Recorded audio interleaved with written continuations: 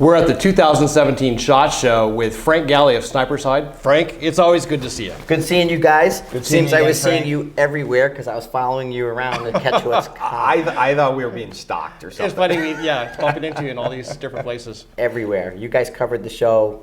Excellent. So Frank, yours is just a valuable perspective, right? So for 2017, what's hot? I have 3 hot items for this year's show. My first hot one was the Q rifle, the fix. Little mixed reviews from people. Well, for me, it was like they made it for me. Super light, 6 pounds, real small, multi-cal with the extension and the whole thing, $2,700 price point. But then I talked to Scott Parks from Vortex, who's really, really big, if you've never met Scott Parks. Yes. He thinks it's too small for him. So there's a little bit of trade-off there. But for me personally, the Q rifle was probably one of the hot rifles for the show. Another item, and this is a little different, was the switch lug. I don't know if you guys saw the switch. I have not seen that. Oh, Tell us about it. West Texas guys, Clayton down there, and he's at the Hawkins Precision booth. It is a lug that goes on the front of any action, Remington 700, your Defiance, whatever you have, and it creates a switch barrel for your standard action. It has you'll have to chamber cut your barrel a little different to work for this lug. Right. $130 or so. Wow. Oh. It pins into your action so it doesn't move. It has a single Allen, almost like a quick lock on an AI rifle, nicely placed right at the top. He's even had some that match the Defiant action, so it's a really nice solution in there. Super cheap. Your old 700 is now a switch barrel capable. Turn it with the Allen, unscrew it, new barrel on. So they provide the prints you can give your Yes, gunsmith. they're providing prints so your gunsmith can cut barrels properly and all that. Yep. And it's not a squared off put it in. There's a slight design inside of it, so it's holding it against the threads. Okay. The nice thing is you don't have to change the threads of your action. It doesn't touch the threads. It's actually your barrel profile will have meat behind the thread where that switch lug goes. So you could say, hey, barrel purveyor, cut me a quick lug barrel in this cartridge. Is it that standardized that they wouldn't have to headspace to your individual action, or would they still have to have? I think they're going to have to headspace and put it in there, but it's just a lug in front, and he has a thing within a chassis. His repeatability is within 2 to 3 shots. If you bed the rifle, it's in a stock. He's putting it right back within 1 shot. It'll be where it needs to be. He's actually shooting it at the PRS finale. Okay. So he'll be down at the finale and he's shooting it. It's a really neat solution. I think it's going to be popular because everybody's switching calibers, but you have to get an expensive rifle to do it. Right, Yeah. right. And what's hot number 3? Hot number 3 is Gunworks. Oh, really? Okay. Oh, Tell us about that. Gunworks has a scope with everything in it. It's toolless unlocking. It has weather. It has a computer. It links. It is a razor, just the razor. It's a 5 to 28. Okay. Not a 4.5 to 27. But it is essentially a Gen 2 razor. The only thing that you look at it different is the flat turrets. The turrets are just because there's no screws or caps on the top. You push a little detent down with a bullet, and you slide it to unlock it, and you reset your turret. The zero stop goes with it. But it has the software inside, angle, weather, you name it. It is so elegant because it just looks like a razor. All it has is on the eyepiece.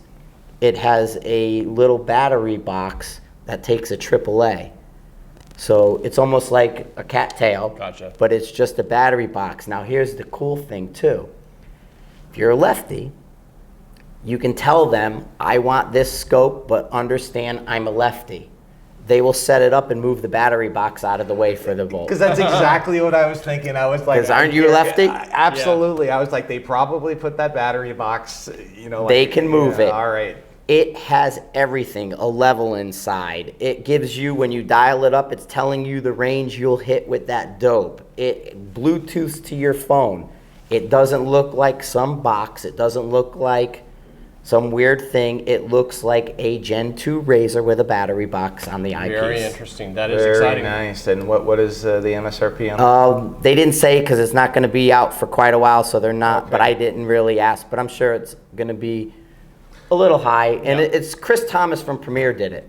Okay. Okay. So right, Chris yeah. Thomas has been working for Gunworks. There's actually another. He has another company that did this to do the software, but they are part of Gunworks and all that. But I expected. Somebody said you got to go see Gunworks. They have a scope that does everything and has software in it.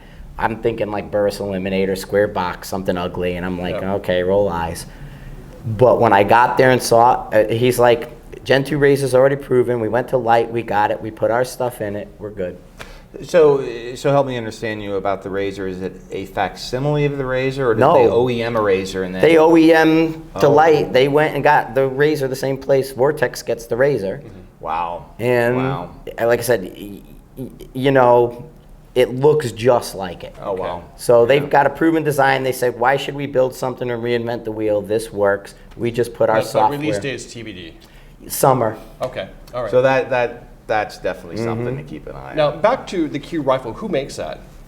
That's Q. Q Q, is the name of okay. the company. It is. It's Kevin Brittingham, I think is it how they say his name? Brittingham. He was from AAC. Gotcha. Then he went over to SIG, and then he's now Q. And they started off with some small suppressors and stuff. And the Q rifle's called the Fix. It has that short 45 degree, comes back. It's cast, but they say it's a better cast, and it's not the cast that you heard about back in the day, which is why they're able to keep the costs down. Yep. Bartlett barrels, and they have it set up for their suppressors because Q makes suppressors. And there's a 9-chamber and a 14-chamber. It's right now all short action, so anything. They were talking about a 300 Wisdom, but I don't know how that's going to work. But I know 308 down. Yep. Rail looks very AR, changes like an AR with the barrel. Just unscrew and then take it out with an extension. What about left hand availability? On Nah, I doubt that, but sorry. Always left out.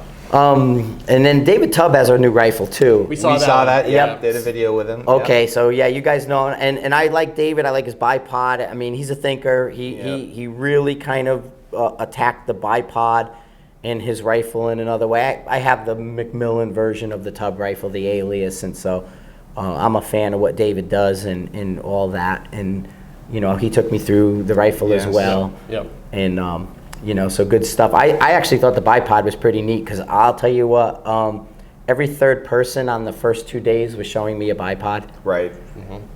So it was kind of like, okay, I had one that was almost a direct copy of a LRA. You have another one and they're, very Atlas-like, and then his at least is out of the box that way where he's spreading it and turning it and making it a wider footprint for the Right. F-class. I thought it was very, very innovative. Exactly. So I mean, just overall impressions of that rifle. I mean, it's not a cheap rifle. You never are, But well, I mean, you get what you pay for, right? And so is that something that you would see showing up in some of the PRS style matches? I think you can get away with it. I don't remember what his weight was. He was a little heavy because he has, that sort of bulletproof. But he's also centering everything. He's a high power. Right. So it's really in his wheelhouse. But I'm sure it's a decent crossover. I like what he did with the handguard. Yes. And the way he kind of brought the pick rail down.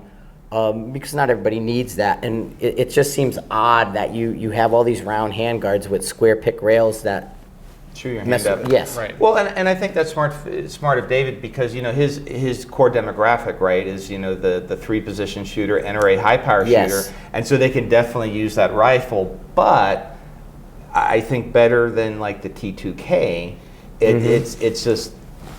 It just seems to me to be just a more robust rifle that Yes. you're probably going to drop and bang around. Yeah. I mean, It's definitely over manufactured and well built, but that's again David. Right. He doesn't do anything halfway, and Right. and so And then, I got together with Victrix, and I'm going to be looking at their tactical rifles. That Beretta, Victrix is an Italian company. Okay. Beretta purchased them, and they're bringing their rifles into the U.S. from 375, 408 down to 260s and things like that, 338. So there's 4 series of rifles in the Victrix line.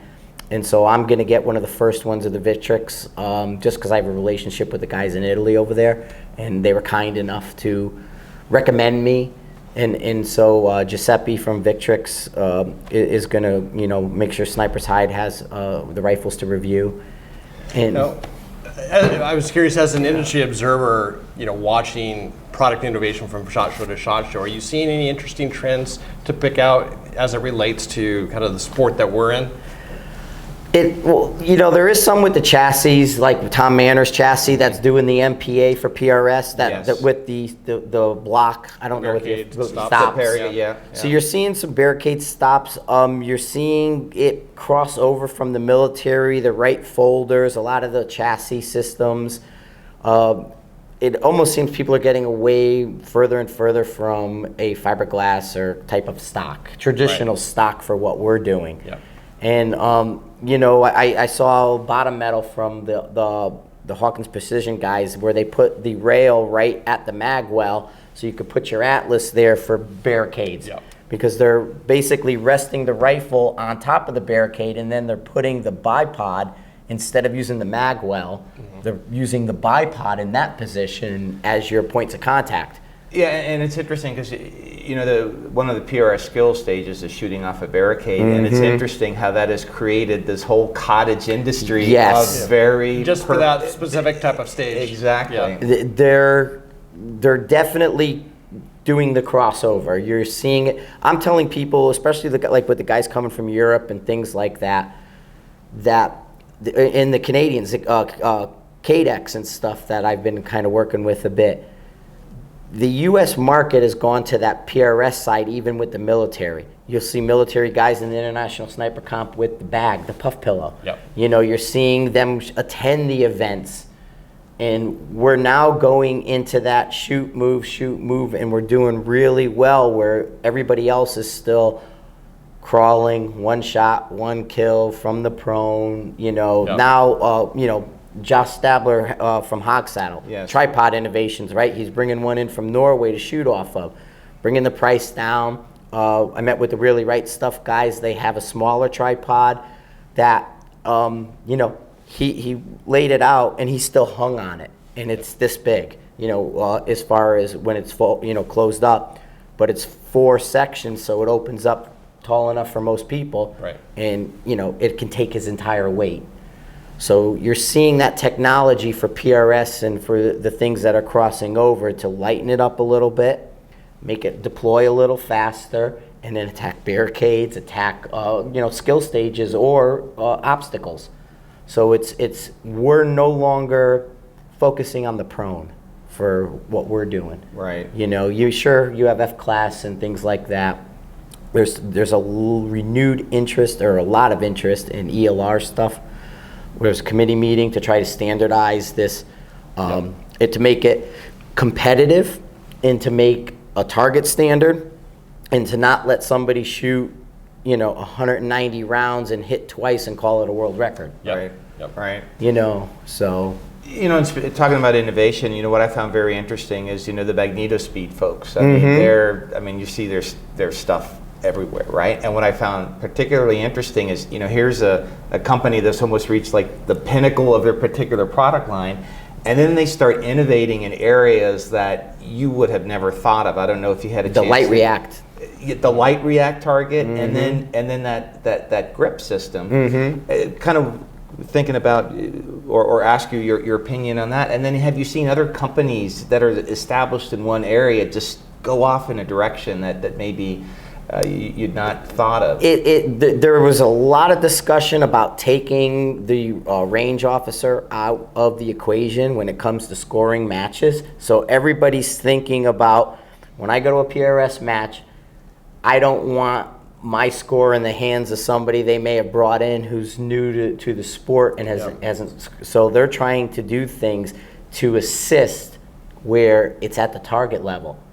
You know, so there's definitely movement there, and that crosses over into the ELR guys because they want to be able to see what's going on downrange as well. So it's that beaming technology back. So we're not dependent on a guy with a spotting scope. Yep. Now, talking about matches, we had a very successful sniper side in kind of our backyard neighborhood of Washington State last year. Looking forward, tell us, what do we have in store for Sniper Side? We announced on Throwback Thursday that Sniper Side Cup is going back to Texas. We're going back to rifles only. So we're going to have the Sniper Side Cup for this year as the tactical division finale for the PRS. Okay. So the Sniper Side Cup is back at rifles only, and Jacob and I gotten together, and we're going to kind of make a little bit of the magic like we did for many, many years, and a lot of reaction to that. We did a Facebook Live with it, and the people were just kind of pouring on. But I'm also going to be doing a team match in Washington in June. So the June event is becoming a team match with part of Carl Taylor's Long Range Reality Series. Gotcha. So Okay. we're going to be doing the same field match, and that's very similar, but we'll just be pulling out the PRS element of it and doing a team event. I like the field matches that way. I like to kind of back things off from PRS all the time. PRS is wildly popular, but not everybody's into 90-second stages with a lot of shots. Right. So we're going to kind of go back to a little more field, use your tripods, because there'll be some alternate positions for sure. Probably some blind stages. Yes, Yeah. but you know that. But the cup will be, you know, your PRS in the tactical division finale, and so yeah, we're doing 2 matches this year for Sniper Side. Very nice. So a lot of folks have been asking about, you know, your site, the relationship with Scout and so forth. So can you talk a bit about that? Yeah, everybody's seen there's some drama on the site and some drama behind the scenes with Scout, and people have picked up on that. So we're going to be kind of extracting ourselves from that, and I've only one thing left to do is paint the walls of the forum and put the furniture back, but we'll be back on snipershide.com and our servers really soon. So look for that change to happen. I've already updated everything. I've already put a new front page up. I've updated the forum to the latest software. Just got to put a little bit of Sniper Side branding back and the look back, and then we'll be ready to flick switches. Historical content. Will some of that be coming across, or will this be sort of fresh? Everything when I turned it off and moved over to Scout, all that's still there. If you go to it right now and you look at it, the posts stop on October of 2014. So all that, we had used it for an archive. I'd never shut down or lost any kind of control with Sniper's Hide. I just turned it into an archive site and then slid into the Scout network. I can pull the Scout stuff over, but only sort of as an archive text version. Now, some guys have asked me to give them access to both sites so they can bring like reloading data over and things like that. I still control all the video stuff and all the blog stuff, so I can manually bring that over. But unfortunately, as many did not like Scout's platform, can probably say is that it's not compatible with my platform over there, so I can't bring something over active. But for all those who were wanting to go back home, we'll have the Tap Talk again. We'll have the mobile responsiveness. We have all the latest bells and whistles that were available before we left, available now. So it's the latest and greatest software. I kind of all went live on Monday. I just still have it off to the side so I can work on it. Back to the future. Back to the future. I think it'll be a welcome change for a lot of folks. Across the board, it's been, thank God, is the reaction I get most often, in the show. I think that probably contrasts to the reaction you got. Yes. Yeah, if half of what they wanted to do came to fruition, it would have been something really good. And my thinking was to take it mainstream. I wanted to bring shooting into the mainstream and putting it alongside the sports content to say, hey, look, this is a sport. Right. That didn't quite work out the way I wanted it to, and I ran into a few roadblocks that were told weren't going to be there, but ended up being there anyway. But that's why I never turned the old sight off. That's why I never walked away from any of that stuff. And so that allows me to go back to it. Our contracts have terms, Right. So knowing that, I was able to make decisions. Yep. And so that's where that's going to wind up.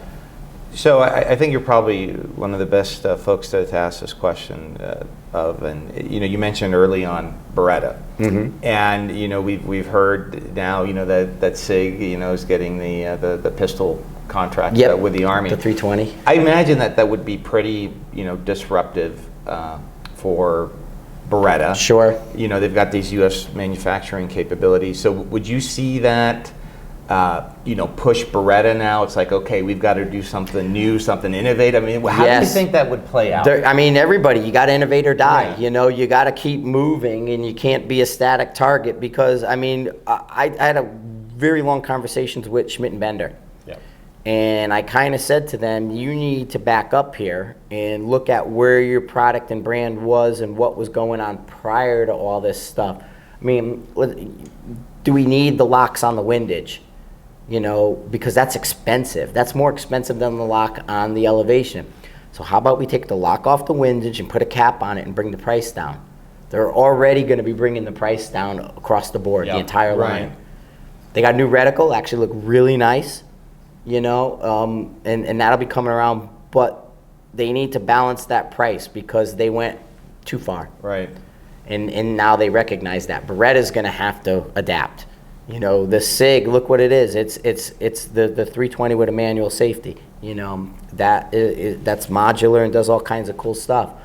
Adapt or die in this. A lot of changes coming up for Absolutely. 2017. Across the board. Yeah. Handgun, carbine, all the way up. Electronics now, it's getting integrated into scopes, the phones, the apps, all this stuff. We're connecting. So soon I'm going to have a scope that's going to remind me, hey, you're late for dinner. You get your text, you'll be able to see it. Exactly. your little window open up and your wife will come on with a FaceTime.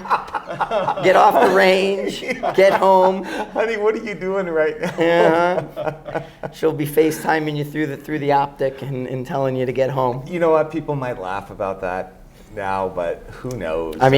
Google Glass, what is it? Puts Yeah. the stuff. So who's to say you can't project a? What I've got on this phone now, 20, 25 years ago was just. Would have been like Jesse's. It's a better computer than they used, in the 70s and 80s. Right, exactly. So exactly. Yeah. So it's interesting. We're living in a really good point in time to see all this to go from the M40A1 when I was in the Marine Corps to what they're using now with the A6 and all the chassis and suppressors and scopes and software. Absolutely. Yeah, and I think we can feel good too in this sport that, because we aren't limited by gear as civilian shooters, and seeing how folks from military, police, etc. Are coming to our matches. They're watching what we're doing. Yep. to pick up on that innovation. Yeah. Classes are being taught to law enforcement and military, sort of what I used to do with rifles only. And they're making a tripod and a hog saddle part of the class, where you go in, that's part of the fee, and you get that tripod and hog saddle, and you train on it. And that's what the military and the police are doing right now.